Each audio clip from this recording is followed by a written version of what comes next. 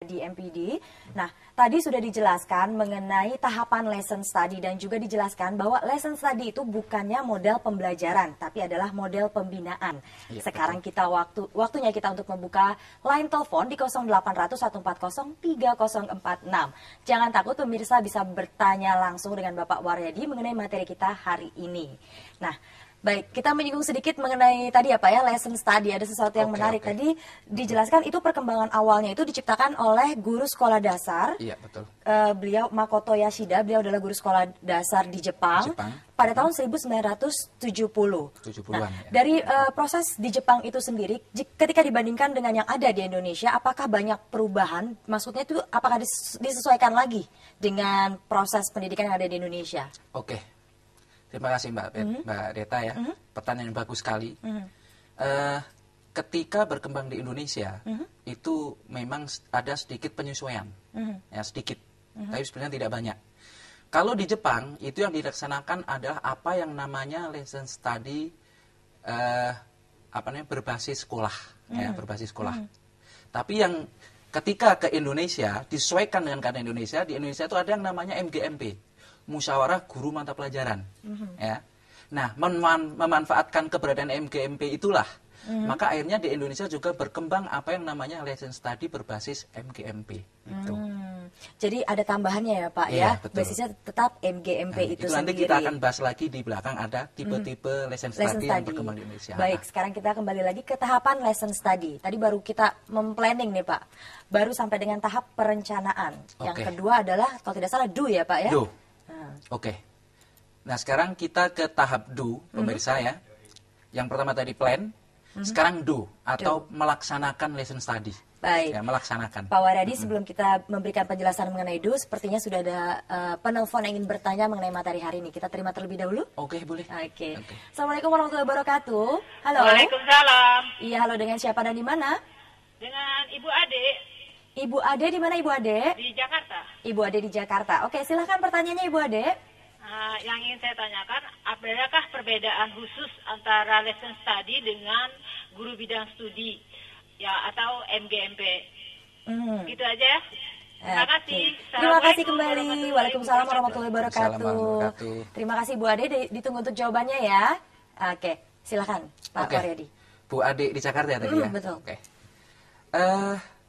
Perbedaan antara lesson study dengan guru bidang studi atau MGMP tadi ya. Iya. Lesson study itu adalah semacam wadah atau model pembinaan terhadap guru. Jadi jelas berbeda di situ. Guru sebagai subjeknya, ya. Kemudian dengan MGMP, MGMP itu adalah suatu wadah atau musyawarah guru mata pelajaran, ya, guru mata pelajaran yang dimanfaatkan oleh lesson study, ya, dimanfaatkan oleh pengembang lesson study di Indonesia sehingga mempermudah sosialisasi dan diseminasinya. Pelaksanaannya pun akan mempermudah. Sehingga nanti juga bahkan ada kelebihan ketika kita menerapkan lesson study berbasis MGMP ini. Ada kelebihannya dibandingkan lesson study berbasis sekolah, Mbak. Seperti itu. Berarti dia produk support ya Pak ya? Iya, betul. Oke, baik. Silahkan dilanjutkan kembali mengenai tahapan lesson study. Oke. Tahapan lesson study yang kedua adalah melaksanakan pembelajaran, ya. Siapa yang melaksanakan pembelajaran adalah apa yang dinamakan sebagai guru model. Ya, guru model atau guru yang ditunjuk oleh kelompok lesson study tersebut, atau guru yang memang merelakan diri untuk menjadi model. Biasanya seperti itu. Nah, itu yang menarik Pak. Tadi saya mau tanyakan, tugas sebenarnya seorang guru model itu seperti apa sih Pak? Apakah dia mempunyai kewajiban tersendiri terhadap kelompoknya seperti itu? Oke. Pada tahapan do atau melaksanakan, tugas seorang guru model adalah seperti biasa dia mengajar di kelas. Seperti biasa. Tetapi tentunya berdasarkan rencana yang sudah disusun bersama-sama itu. Iya. Nah, dalam melaksanakan do ini, perbedaannya dengan pelaksanaan pembelajaran kesehariannya adalah, ya, kalau pembelajaran keseharian tentunya sendiri. Tidak ada yang menemani, tidak ada yang mengobservasi. Nah, intinya di observasi ini sebenarnya di pembelajarannya. Ya, ketika guru model ini melaksanakan pembelajaran, maka di dalam kelas juga akan ikut masuk guru-guru lain, boleh juga kepala sekolah atau pengawas atau tenaga ahli lain, gitu ya. Mereka akan melaksanakan observasi terhadap pelaksanaan pembelajaran yang dilakukan oleh guru. Yang diamati itu semua aspek pembelajaran.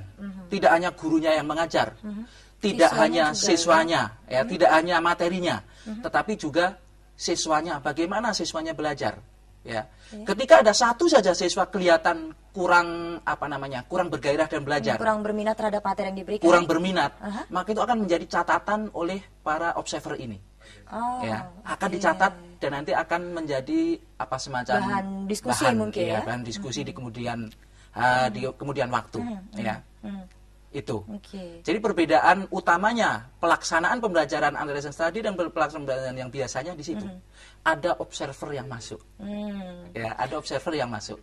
Berarti sepertinya setiap kali guru model ini akan diobservasi oleh tadi ada guru lain, kemudian ada kepala sekolah, harus sudah punya target ya Pak ya? Oh ya, maksud tentu. Untuk targetnya sendiri, itu paling tidak seluruh siswa itu harus bisa menangkap materi yang akan disampaikan oleh sang guru itu sendiri. Kalau target itu kan sudah termuat di dalam rencana pembelajaran yang disusun.